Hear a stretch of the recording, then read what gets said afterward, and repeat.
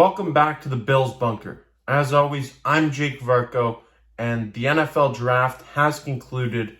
With it, the Buffalo Bills selected 8 players in an attempt to fill some holes on this roster and make their team better overall. In this video, I'm going to be telling you a little bit more about each and every one of those draft picks that the Buffalo Bills made, and I'm going to be ultimately deciding a draft grade for this team. And we're going to start off with the first round pick for the Buffalo Bills. 23rd overall, the Buffalo Bills traded up 2 spots to get to the 23rd overall selection in order to draft Florida cornerback Khalil Shakir. And according to Sal Capaccio on Twitter, Bills general manager Brandon Beane said Khalil Shakir was the last player they had left on the board with a first round grade, which is why they moved up 2 spots to make sure they selected him. The 20-year-old has allowed a 55.6 passer rating and his coverage since 2019, which is the lowest among P5 cornerbacks, according to Pro Football Focus. When the Buffalo Bills selected Khalil Shakir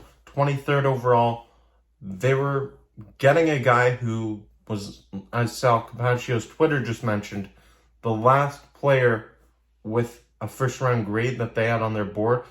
So they traded up, they made the move, and they got him. I like that aggressiveness from Brandon Beane.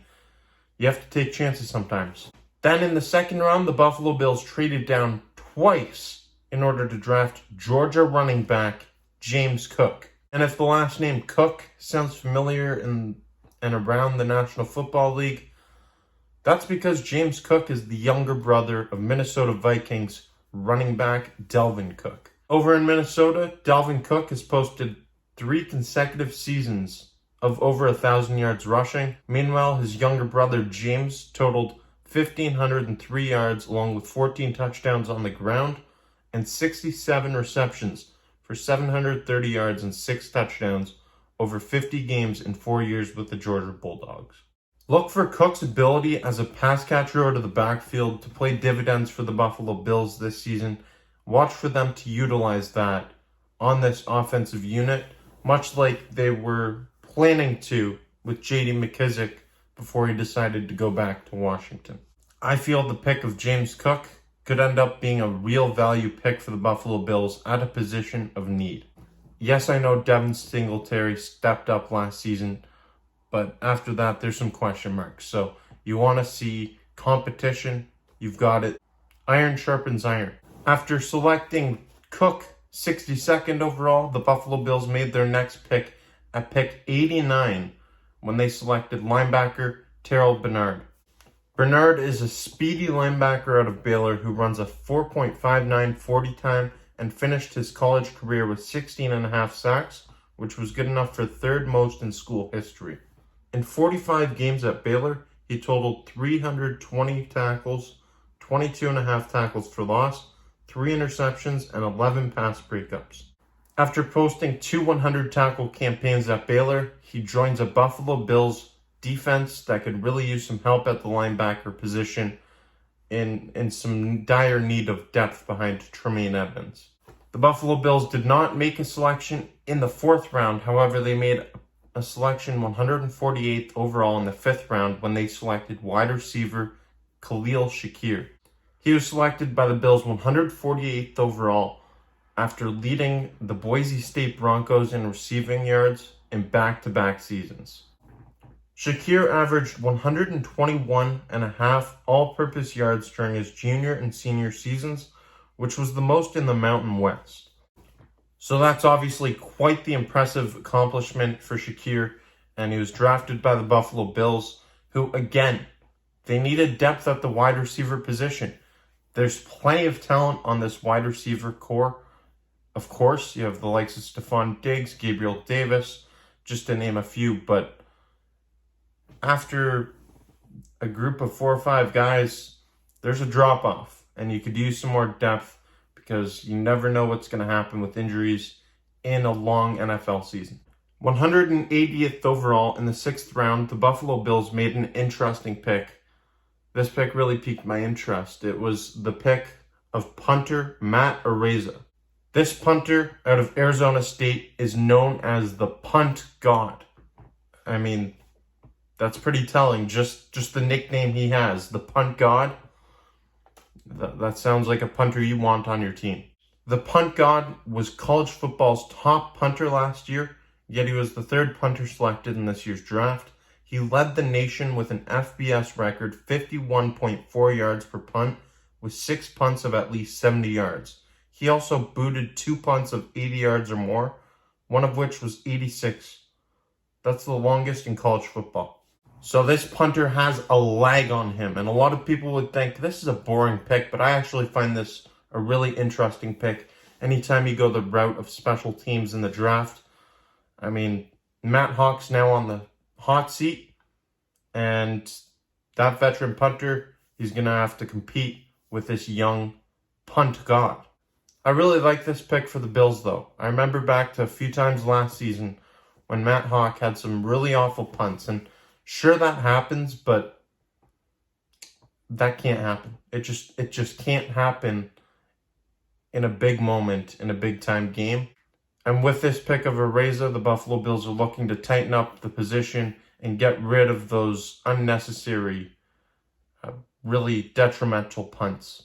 With the 185th overall pick, the Buffalo Bills selected cornerback Christian Benford out of Villanova. Benford played in 36 games over his 4-year college career, raking up 137 tackles, 14 interceptions, and 47 passes defended. Much like the draft pick of Kaiir Elam in the first round, Christian Benford provides more depth at a position of need for the Buffalo Bills. Coming into this draft, cornerback was highlighted as the number 1 position of need by plenty of analysts, including myself. I really feel the Buffalo Bills needed a second cornerback. Of course, you have the likes of Dane Jackson and Teron Johnson, but then Tre'Davious White, I mean, who's playing across from him? That's the big question. With the departure of Levi Wallace, there's going to be a competition for that spot. Another thing I like about this pick is taking a cornerback late in the draft has worked out for the Buffalo Bills a couple times over the past few seasons, specifically with this front office. They've drafted the likes of Dane Jackson, Taron Johnson, and Tyrann Neal, all late in drafts, and they've done an excellent job at drafting and developing late round cornerbacks. So that's something that I'm starting to buy into, and let's see if that continues. With pick 209 in the NFL draft, the Buffalo Bills elected to beef up on the offensive line, selecting Luke Tanata. Tanata is an offensive tackle from Virginia Tech.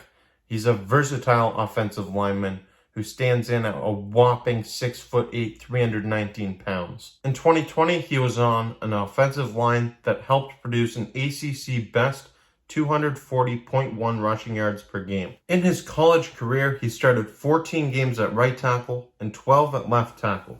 So this lineman possesses a very valuable asset, and that's the ability to play on either side of the offensive line. That versatility, I believe, is going to be his greatest asset, especially early on in his NFL career. That could help him potentially snag a spot on this final roster. And I say that, believing that, because last season the Buffalo Bills offensive line faced a plethora of injuries throughout the season, and of course they did. It's one of the most physical, if not the most physically demanding positions in all of football. There's going to be injuries. Players are making hits, getting hit constantly. I think it's safe to say that depth is important at every position in the National Football League. But at the offensive line position, it's especially important. You have 5 linemen starting every game. So if one of those guys goes down, that can have a serious impact on your offense and their ability to move the football downfield. So yes, I feel that this is a solid pick for the Buffalo Bills. Luke Tanata, someone who can play on either side of the offensive line, and that is a valuable asset that young man possesses. And then with the 231st overall pick, the Buffalo Bills selected Clemson linebacker Baylon Spector. The Clemson product stands in at 6'3", 233 pounds, a big man at the linebacker position. He finished the 2021 season second on Clemson in tackles with 85, also recording 4.5 tackles for loss and 2.5 sacks. Usually when you draft a player in the later rounds, 7th round specifically, you don't really have the highest expectations for them. However, you have hopes that one day they can surpass those expectations that you do have for them. He's going to have to first crack a spot on this roster, but who knows what the possibilities are for him.